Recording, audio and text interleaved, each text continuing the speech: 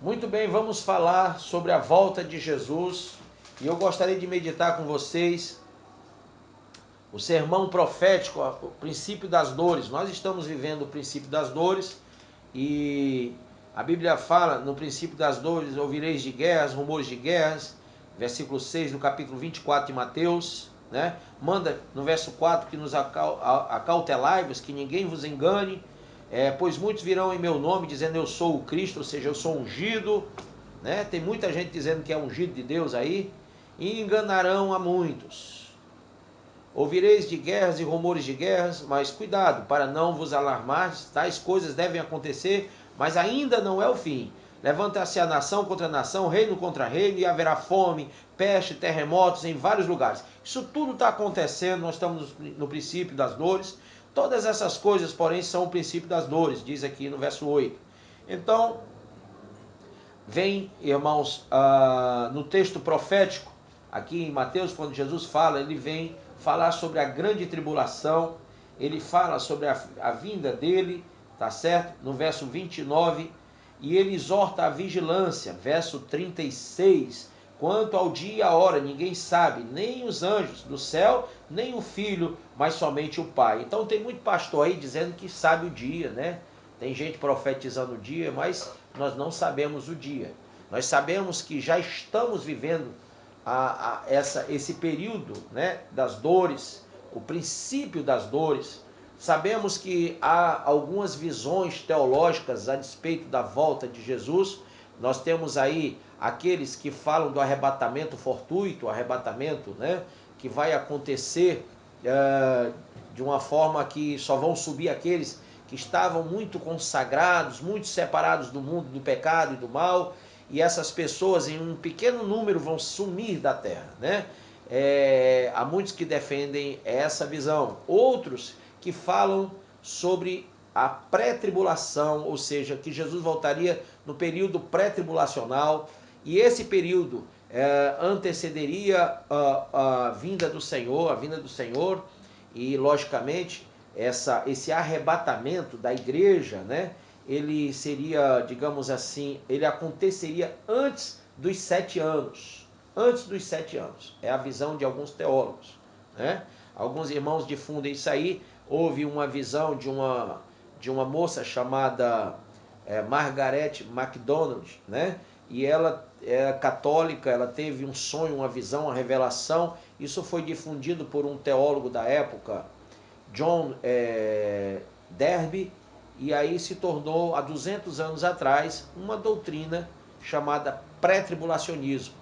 Se você crê assim, que o arrebatamento vai acontecer, né, antes do período dos 7 anos, você é pré-tribulacionista. Então a igreja é arrebatada e aí se manifesta o iníquo no mundo.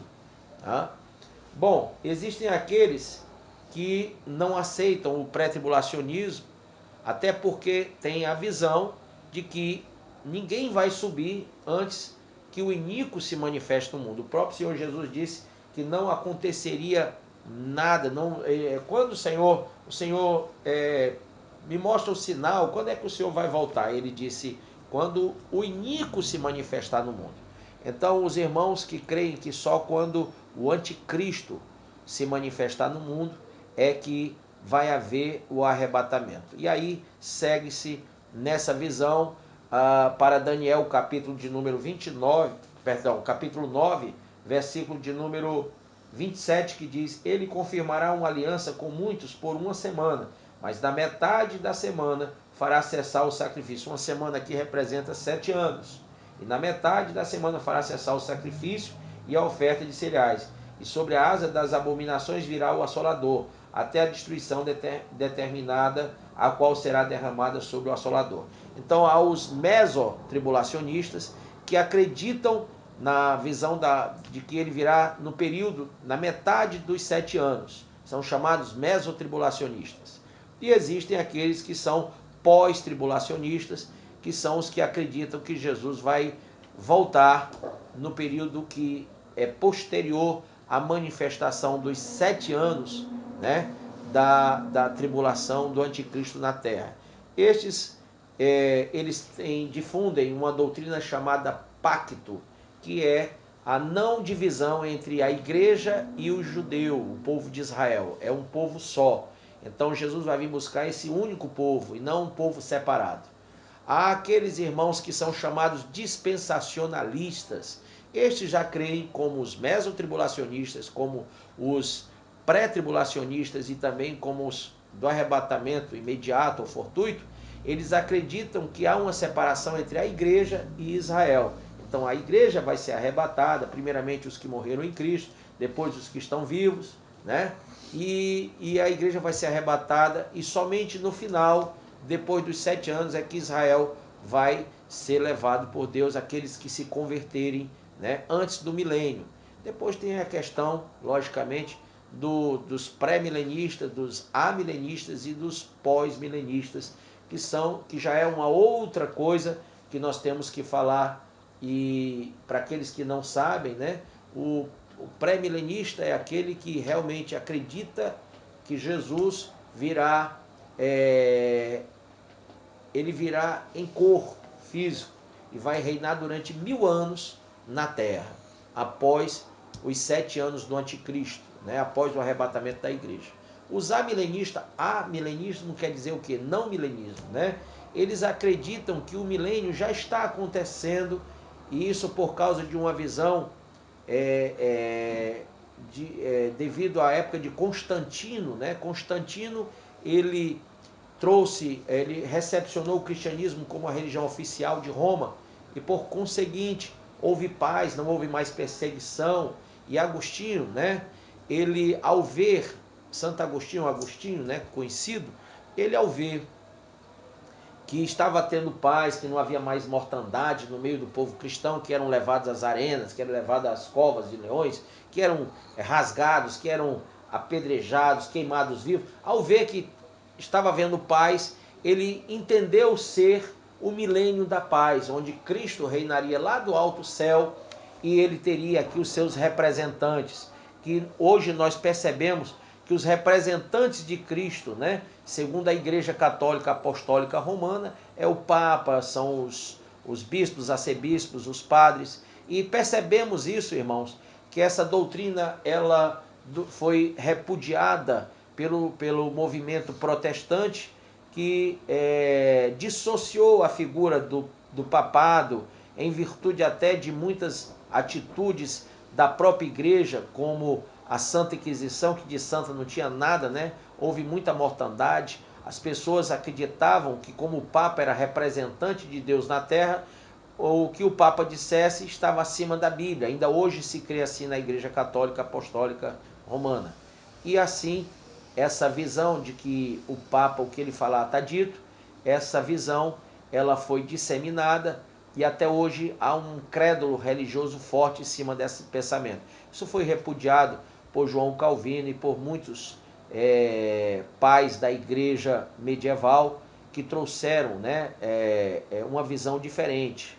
Então, nós cremos também naquilo que foi falado nesse período, né? Foi explicado que pelos amilenistas, né? Eles disseram que já estariam no milênio a partir dali para cá, né? E nós já temos a percepção também do pós-milenismo. O que é o pós-milenismo? É justamente uma visão espiritual do milênio, uma visão de que esse milênio ele se cumpre a partir de uma certa data, uma data X, né, que não há assim uma precisão teologicamente falando, e esse milênio ele representa o estado espiritual da igreja, um status quo da igreja, né? Então, a visão pré-milenista, amilenista e pós-milenista também difundida na teologia. Pastor, qual é o certo? O certo é que nós temos que estar preparados para sermos levados para a glória, seja no arrebatamento imediato ou fortuito, seja na visão pré-tribulacionista, seja na visão mesotribulacionista, seja na visão pós-tribulacionista. E que nós devemos crer ou credibilizar aquilo que é a vontade de Deus. Há argumentos bíblicos teológicos para o pré, para o a e para o pós, porém eu vos digo em Cristo Jesus que eu fico com aquilo que a Bíblia diz. tá? E o que onde a Bíblia não fala, nós devemos nos calar e deixarmos que Deus nos revele com o tempo e com a sua própria ação provedora, ação redentora, a sua ação que em breve se manifestará, tá bom? Então fica aí o nosso breve ensinamento sobre esse período escatológico que nós já estamos vivendo. Eu quero agradecer a Deus porque através desse fato recente aí, Donald Trump, ele vai e reconhece, os Estados Unidos reconhece em Israel, Jerusalém como sua capital oficial, né? Jerusalém é a capital de Israel, não é palestino, não é povo palestino, não é povo árabe, nada disso. Tá? Davi, ele recebeu por herança, foi dada a Abraão por herança toda a terra dos povos cananeicos. Davi assumiu aquilo ali quando ele venceu os jebuseus, os expulsou de lá e ali se tornou Sião ou Jerusalém, a cidade de Davi. E nós sabemos que foi construído ali o templo feito por Salomão e depois destruído e erguido por Zorobabel, que também foi praticamente destruído e foi novamente levantado por Herodes.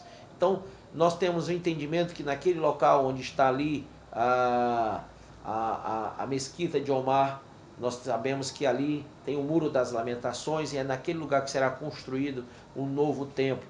Essa profecia vai se cumprir, está se cumprindo agora, através dessa soberania de Israel, a sua capital. Israel é um estado e tem direito à sua capital. Os povos árabes não têm uma estrutura de estado, eles não são, né, não formam, são vários povos, várias nações árabes, né, se chamam de Estado palestino sem ser um estado realmente reconhecido, né, como deveria ser. Não é um país como deveria ser, até porque há uma divisão enorme, uma briga grande de cachorro ali por causa de questões financeiras, religiosas e etc. Então, nunca que a Palestina realmente teve aquilo ali como sua capital, muito menos como sede religiosa. Para você ter noção, os árabes foram para ali, os palestinos foram ocupar Jerusalém já um tempo, foi mais ou menos 700 anos depois de Cristo, né?